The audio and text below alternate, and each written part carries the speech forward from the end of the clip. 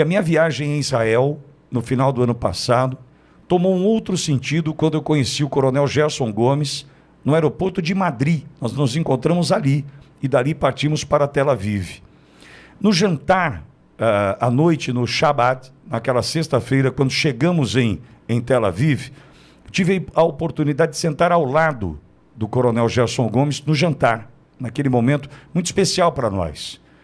E eu tive a certeza de que estava ao lado daquele que eu já ouvia com atenção, na condição de aluno, enquanto comentarista da Jovem Pan que era, mas ao lado dele ali eu percebi o gigante que é, para falar de assuntos relacionados à Bíblia e também à geopolítica. Como a minha viagem a Israel foi muito mais proveitosa por conta dessa amizade que eu criei. Ele atendeu o meu pedido e aqui está. O nome dele é Gerson Gomes. Coronel, uma honra poder ouvi-lo aqui na Auriverde Brasil. Depois da participação do senhor ontem no Bradock, tratando desse tema, entendi muito prudente e pertinente a vinda do senhor até Auriverde para conversar sobre o tema Venezuela. Bom dia, coronel. Bom dia, Pitoli. De fato, a Venezuela passa por um momento dramático. Nós estamos a menos de praticamente o próximo final de semana, desse primeiro que nós teremos agora, eles enfrentarão um dos momentos mais dramáticos e que tem muitas consequências para a gente, né, Pitoli? Nós temos aí uma quantidade gigantesca de venezuelanos que se refugiaram no Brasil, e se as promessas do Maduro se concretizarem, nós teremos uma nova onda de refugiados vindo ali por Roraima e pela a Operação Acolhida, né, em Pacaraima, e não somente isso, né, também reflexos para a Colômbia, para toda a América Central, Estados Unidos. Então a preocupação da comunidade internacional é muito grande. Coronel, o que está por trás desta fala do Nicolás Maduro quando ele promete um derramamento, um banho de sangue? O que está por trás disso do ponto de vista de milícias, forças armadas, a oposição, o resultado das eleições? O senhor ontem fez um desenho bastante importante, né, de toda essa relação por trás dessa fala. Eu gostaria de ouvi-lo, coronel.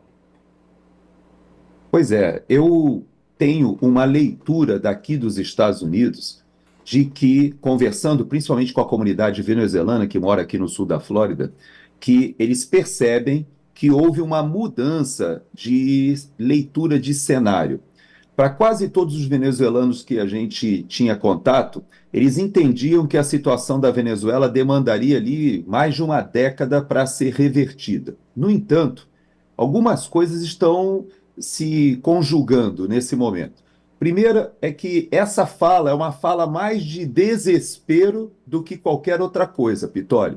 Porque quando ele fala que se ele não for o vitorioso, a Venezuela será jogada numa guerra civil, num banho de sangue fratricida, ele, na realidade, ele está ameaçando as pessoas a não ousarem retirá-lo do poder dessa forma como está se configurando, porque por todos os locais onde a Maria Corina Machado ela tem percorrido o país, e eu faço questão de mencioná-la porque talvez a nossa audiência não faça essa associação natural, porque o candidato, que é o Edmundo, é um ex-diplomata. Esse candidato, ele foi colocado pela Maria Corina Machado depois que ela foi impedida e a sua segunda opção também foi inviabilizada. Então ele é a terceira opção, mas que todo mundo na Venezuela, todos sabem que a grande liderança que estará por trás dele, se ele for o eleito, ela será realmente a força política,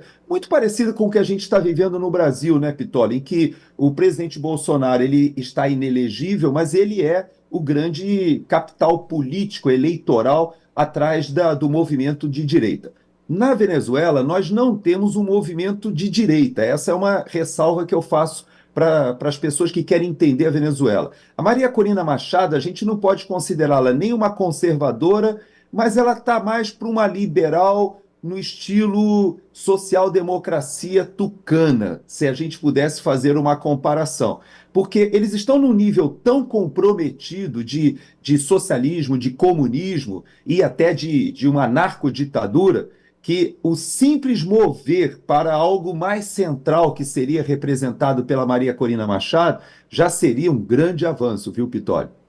Eu acredito. Agora, coronel, ao mesmo tempo, quando ele promete o banho de sangue Maduro, ele está amparado por quem? Pelas Forças Armadas, pelas milícias abastecidas financeiramente pelo governo venezuelano. Quando ele promete esse banho de sangue, quem o dá guarida? Qual é a retaguarda que ele tem, coronel? Quando você fala sobre Forças Armadas, é importante a gente lembrar o seguinte: na Venezuela existe uma configuração que foi montada pelos cubanos dessas milícias que são chamadas de reserva. E ele chama de reserva porque eles têm um treinamento, é um treinamento feito para civis que organizam essas milícias como uma parte de apoio a uma ameaça estrangeira, e sempre se fomentou essa ideia quando era a Colômbia. Agora a Colômbia do Petro se tornou aliada até do narcotráfico, então eles já não se preocupam com a Colômbia. Continua, já chegaram a falar do Brasil, inclusive, que teriam que se defender do Brasil, e já falaram que teriam que se defender dos Estados Unidos. Então, essa ideia inicial, na verdade, foi bolada pelos cubanos não para a defesa externa. Isso é uma falácia. Eles, na verdade, fazem o controle da população nesses bairros com essas milícias. E não são as Forças Armadas que poderão se colocar contra a população. Mas na Venezuela existem 4 forças. E a quarta força, que seria a Guarda Nacional Bolivariana, que também tem sido um sonho de muitos, né, da esquerda no Brasil, de ter uma força nacional que esteja na mão do Poder Executivo Central, isso na Venezuela existe. Mas essa Guarda Nacional Bolivariana ela é muito forte na capital. Ela não tem capilaridade em vários dos estados. Quando a gente conversa com os venezuelanos, eles dizem que a presença é muito pequena e não seria suficiente para deter o avanço dessas massas gigantescas que estão se levantando nos comícios. Então, há expectativa, sim, de que haja confronto nos bairros ao redor da capital e na própria capital, com o apoio da Guarda Nacional Bolivariana e esses coletivos e esses grupos de milícias que estão conectadas ao governo, ao movimento político do governo. Porém, quando nós falamos de Forças Armadas, a cúpula das Forças Armadas foi cooptada, estão inclusive em cargos de várias estatais, e uma parte da cúpula militar, inclusive, faz parte das conexões do cartel dos sóis. Alguns dos cartéis que operam hoje, inclusive, com uma intermediação até dos cartéis cubanos. Ou seja, cubanos, venezuelanos, colombianos hoje utilizam aquela rota do Caribe. E a Colômbia migrou ali até para o Equador e para a costa do Pacífico para entrar pela outra rota. Então, essa configuração hoje, ela está, vamos dizer assim, revendo as suas estratégias. Por quê? Por causa da eleição do Donald Trump.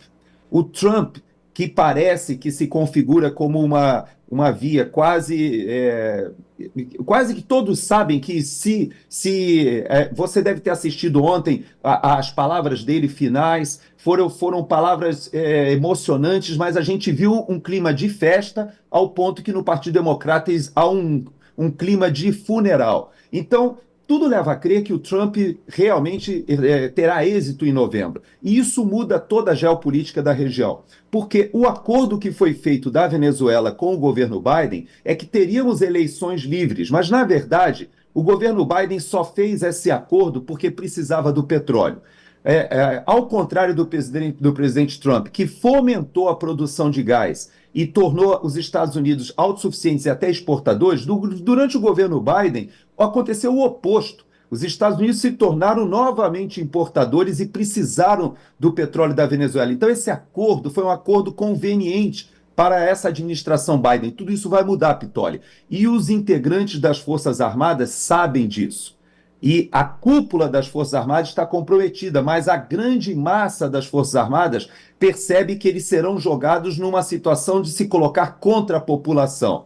E isso, nenhuma Força Armada no mundo quer se colocar contra a sua própria população. A Guarda Nacional Bolivariana, sim, é verdade, eles estão muito contaminados com a presença cubana, mas isso não acontece em toda a estrutura militar de defesa, a Força Aérea, Marinha e o próprio Exército. Então, eu não sei o que vai acontecer, é muito difícil. Nós temos pessoas lá na Venezuela que estão em contato. Semana que vem eu farei algumas entrevistas, inclusive, com pessoas que estão lá, e a gente vai mantendo contato. Mas há um sentimento no ar de que as Forças Armadas gostaram de uma mensagem que a Maria Corina Machado colocou a semana passada e que ecoaram nas Forças Armadas ao ponto do Maduro, inclusive, não falar de Forças Armadas trabalhando em apoio a essas eleições. Somente a Guarda Nacional Bolivariana e essas reservas. Por que ele fez isso? Ele sabe que dentro dos contingentes das Forças Armadas hoje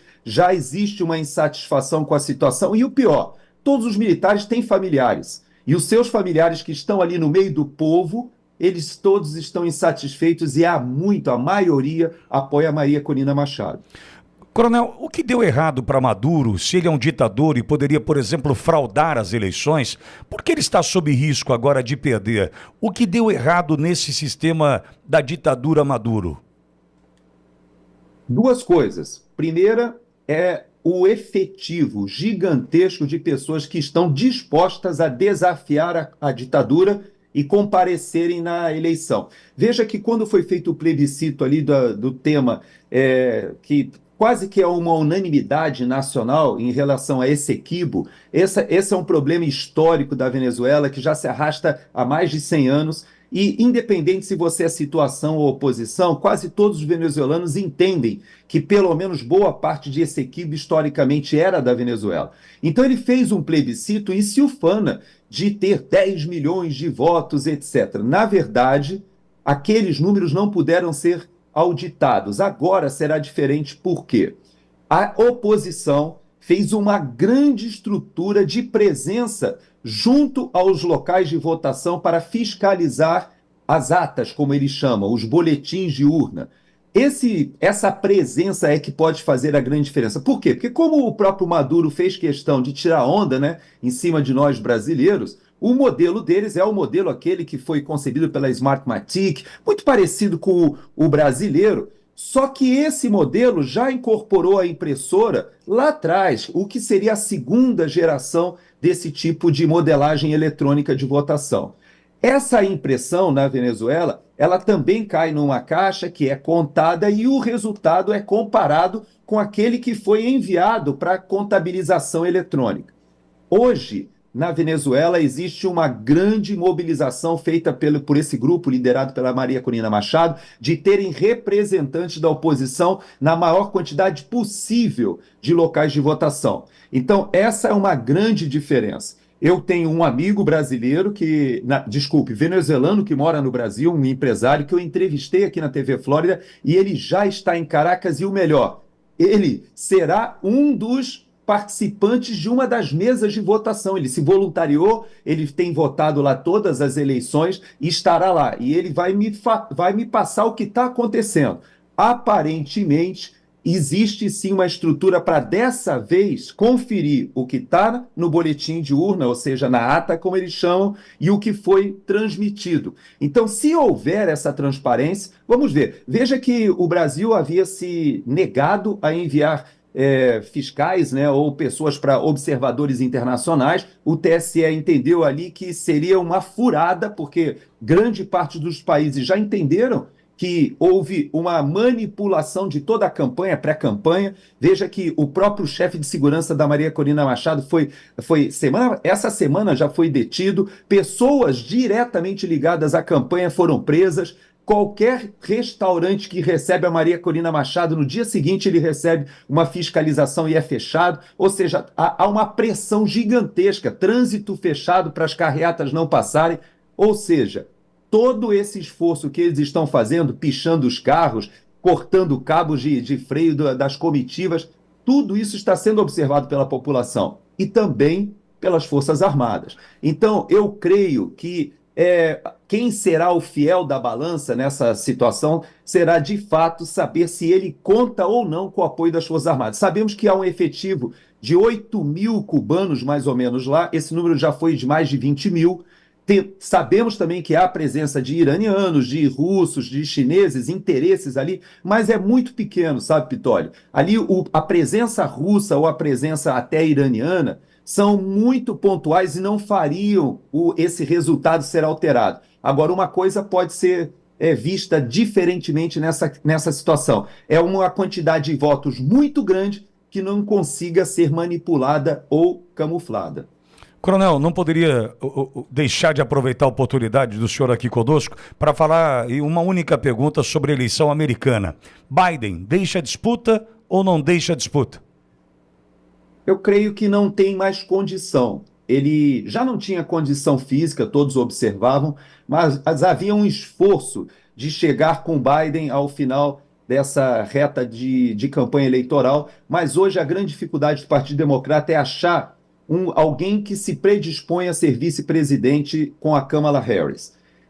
Fica muito feio eles simplesmente escantearem a Kamala Harris, que foi a vice-presidente escolhida, inclusive ela representa aquela ala mais woke, mais extremista do Partido Democrata, e você sabe que até a governadora de Michigan e o governador da Califórnia, que são dois considerados bem alinhados com essa pauta woke, são progressistas radicais, nem eles querem aceitar ser o vice da Kamala Harris. Então, é uma situação muito difícil para o Partido Democrata. Não sei quem eles colocarão no lugar, eles têm que arrumar alguém. Veja que eles fizeram as prévias, que, aliás, eu faço um parênteses, Vitória, se você me permite. Você já pensou se no nosso país nós tivéssemos prévias nos partidos?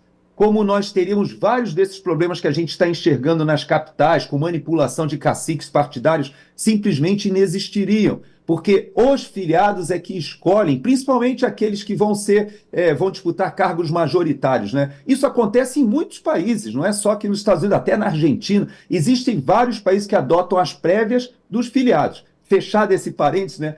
As prévias que foram feitas aqui do Partido Democrata, elas todas foram jogadas fora com essa decisão agora de tentar colocar na conta do médico, do doutor. Então, me parece que será uma saída mais ou menos honrosa, colocando o Biden como impossibilitado por causa da saúde. Ele já estaria numa terceira vez de Covid, mas eu creio que há muito mais por trás disso. Existe o Deep State, hoje muita gente se mobilizando para achar uma situação alternativa. Nós temos um candidato também, né, independente, o Robert Kennedy Jr., ele acabou que com essa situação ele volta a ser considerado, muita gente gostaria de vê-lo na disputa, mas você sabe que aqui, fora de republicanos e democratas, quase ninguém consegue ter visibilidade.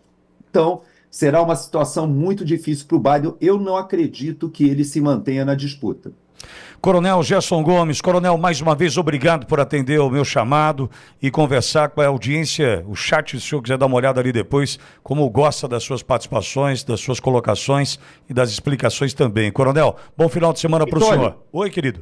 Um último comentário que eu queria fazer a conexão de Estados Unidos e Venezuela, que por favor. Eu não falei. Por favor. É que nós temos o Hugo Carvajal preso em Nova York e nessa fase agora ele está em tratativas de delação.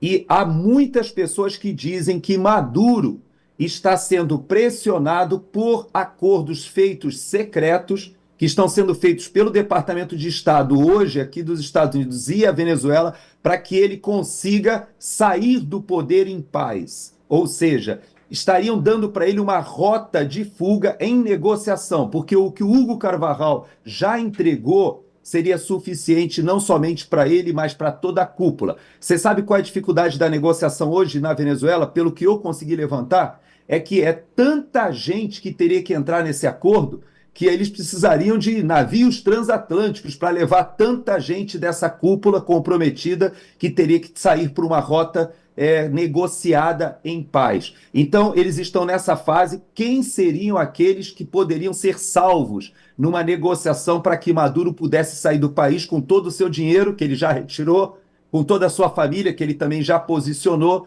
de modo a ter uma transição pacífica? Vamos ver o que vai acontecer, o que o Hugo Carvajal realmente falou sobre isso. E Carvajal aí também pode respingar aqui no Brasil em função do financiamento de campanhas eleitorais através do narco-estado também, não é, coronel?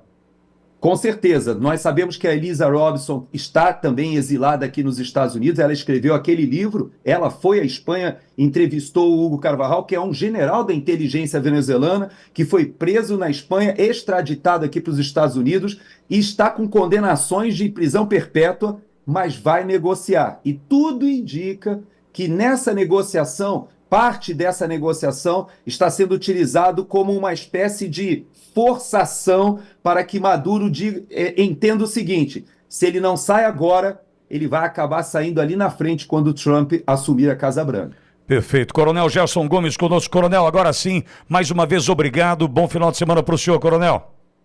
Obrigado, e vamos torcer e orar, pedir muito a Deus pelos nossos irmãos venezuelanos.